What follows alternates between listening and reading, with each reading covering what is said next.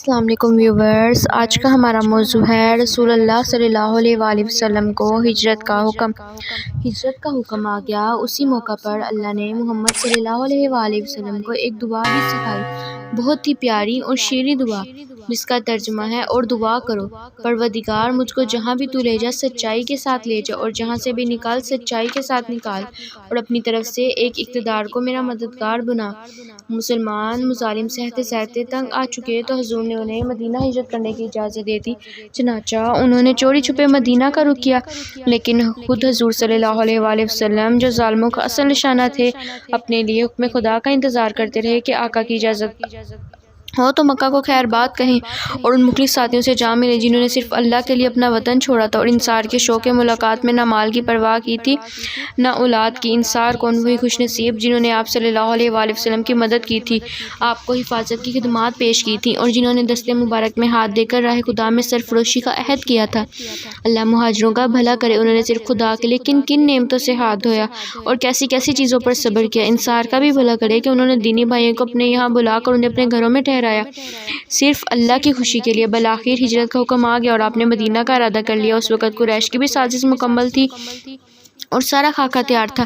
بات کیا تھی؟ مسلمانوں نے ہجرت کی تو انہیں دعوت کے لیے ایک وسیع میدان ہاتھ آ گیا۔ لوگ اسلام کی برکتیں دیکھ کر بہت متاثر ہوئے اور بہت تیزی سے اس کی طرف بڑھنے لگے۔ ہر طرف اسلام کا چرچا ہونے لگا اور مسلمانوں کا زور بڑھنے لگا۔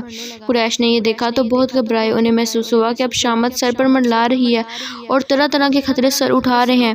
قریش و انصار میں نہایت زوردار جنگ کے بھی آثار نمایاں تھے، اس سے ان کے اور ہوش اڑ گئے۔ سوچا کہ اس طرح تو ہمارا شام جانا بھی بند ہو جائے گا، تجارت بالکل ٹھپ ہو جائے گی اور ہم دانے دانے کو ترس جائیں گے۔ چنانچہ وہ دارالندوت میں جمع ہوئے کہ یہی ان کا مشاورت گھر تھا۔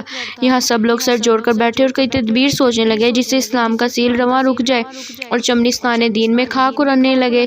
لوگوں نے مختلف رائے پیش کی۔ ایک نے کہا محمد صلی اللہ علیہ وآلہ وسلم کے ہاتھ پاؤں میں زنجیریں ڈال دیں، پھر کسی مکان میں بند کر دیں۔ دوسرا بولا خدا کی قسم اگر قید کیا تو ہر طرف چرچا ہو جائے گا، پھر تو بہت برا ہوگا، مسلمان فوراً چڑھائی کر دیں گے اور جب تک ہم سے اسے چھین نہیں لیں گے دم نہیں لیں گے۔ تیسرا بولا محمد کا یہاں رہنا اچھا نہیں، کہیں دور دراز علاقے میں چھوڑایا جائے، پھر وہ جہاں چاہے جائے اور جس جگہ چاہے رہے۔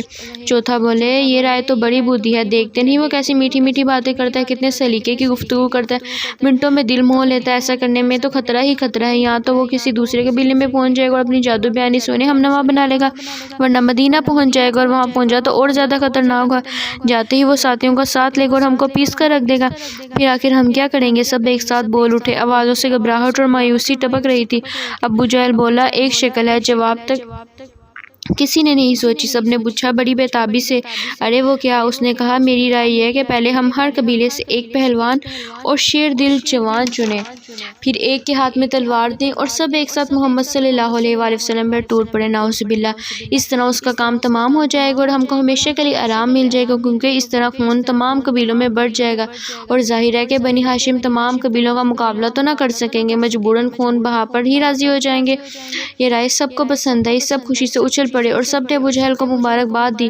ابو جہل سچ مچ رائے تو اسے کہتے ہیں۔ پھر مجلس برخاست ہو گئی اور اب ہر ایک خوشی سے ناچ رہا تھا، گویا محمد صلی اللہ علیہ وآلہ وسلم دنیا سے چلے گئے، آپ کی دعوت کا نام و نشان مٹ گیا، آپ کی یاد بھی ذہنوں سے محو ہوگی، آپ کی دعوت سے دنیا ناآشنا ہو گئی اور اس پر گردش زمانہ کی تہیں پڑ گئی۔ لوگ گئے اور ان جوانوں کا انتخاب کرنے لگے جو محمد کا کام تمام کریں گے، اور ان تلواروں کا انتظام کرنے لگے جنہیں وہ جسم میں اتھر پر چلائیں گے۔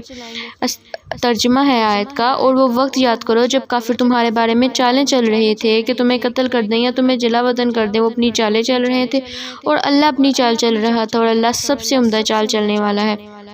مشرکوں نے قتل کی اسکیم بنا لی اور اس کے لیے ہر ایک نے کمر کس لی، کیونکہ اب تو خون سارے قبیلوں میں بٹ رہا تھا، اور چونکہ سارے قبیلے اس میں شریک ہو رہے تھے، آل ہاشم بدلہ بھی نہ لے سکتے تھے۔ اللہ کا فیصلہ تھا کہ آپ صلی اللہ علیہ وآلہ وسلم پر ذرا بھی آنچ نہ آئے، چنانچہ قریش کی تدبیر الٹی ہوگی اور وہ خود اپنی سازش کا نشانہ بن گئے۔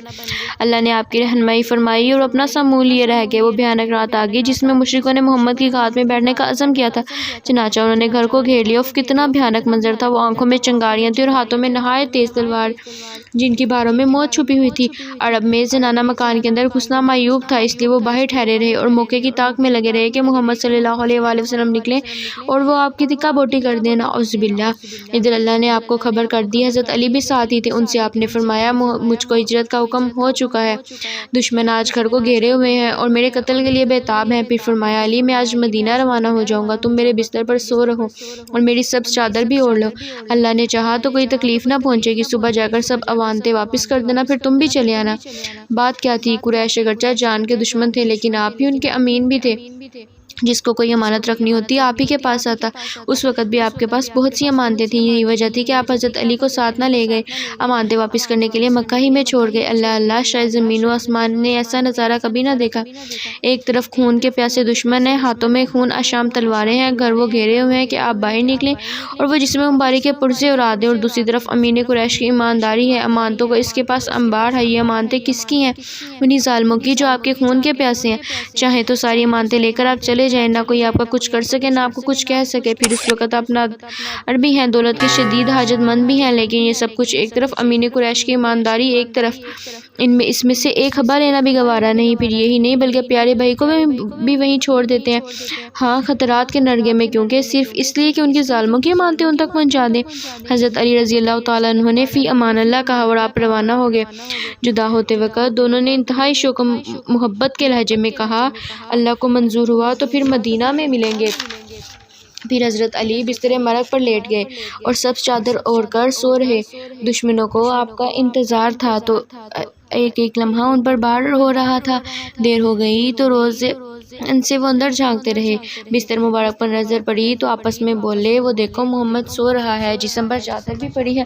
پھر وہ سونے والے کا انتظار کرنے لگے کہ وہ باہر آئے اور سب ایک ساتھ اس پر ٹوٹ پڑے۔ اس سے پہلے ہوا کہ یہ رات زیادہ گزر گئی تو ان پر غفلت سی طاری ہوگی اور آپ ان کو چھوڑ کر باہر چلے آئے۔ اس سے 2 ہی 3 دن پہلے آپ ابو بکر کے گھر گئے تھے، دوپہر کا وقت تھا، دروازے پر دستک دی تو حضرت ابو بکر باہر آئے۔ نظر پڑتے ہی بے ساختہ بولے، شاید کوئی خاص بات ہے کہ حضرت نے اس وقت زحمت فرمائی۔ پھر اجازت کے بعد آپ گھر میں تشریف لے گئے اور فرمایا، یہاں کون لوگ ہیں؟ ذرا دیر کے لیے انہیں ہٹا دو، کچھ مشورہ کرنا ہے۔ حضرت ابو بکر نے عرض کیا، یہاں آپ صلی اللہ علیہ وآلہ وسلم کی ہمرم کے سوا اور کوئی نہیں۔ عائشہ رضی اللہ تعالیٰ عنہ سے شادی ہو چکی تھی۔ آپ صلی اللہ علیہ وسلم نے فرمایا، ہجرت کی اجازت مل گئی۔ حضرت ابو بکر نہایت بے تابی سے، میرا باپ آپ پر فدا، مجھ کو بھی رفاقت کا شرف حاصل ہوگا۔ آپ نے فرمایا، ہاں یہ سنا تھا کہ آنکھوں میں خوشی کے آنسو تیرنے لگے۔ عرض کیا، اللہ کے رسول، میں نے کچھ سامان تیار کیا جو جہاد میں کام آئے گا۔ سفر کے لیے 2 اونٹیاں بھی تیار کر لیں اور عبداللہ بن اریق سے بھی بات کر لیا، سفر میں اسے سہولت رہے گی۔ آپ نے فرمایا، ابھی اونٹنیوں کی ضرورت نہیں، پہلے تو ہم جنوب کا رخ کریں گے اور غار ثور میں کچھ دن ٹھہریں گے۔ حضرت ابو بکر سمجھ گئے کہ اس میں کیا مصلحت ہے، اس سے پہلے بھی وہ بارہا آپ کی حیرت انگیز سوجھ بوجھ کا تجربہ کر چکے تھے اور جانتے تھے کہ آپ کتنی باریک تدبیر کرتے ہیں کہ دشمن اپنا سا منہ لے کر رہ جاتے ہیں۔ غار ثور مکہ سے جنوب میں ہے، 3 میل کی مسافت پر۔ اگر آپ کو یہ ویڈیو اچھی لگی تو لائک کریں، شیئر کریں، کمنٹ کریں اور سبسکرائب کریں۔ شکریہ۔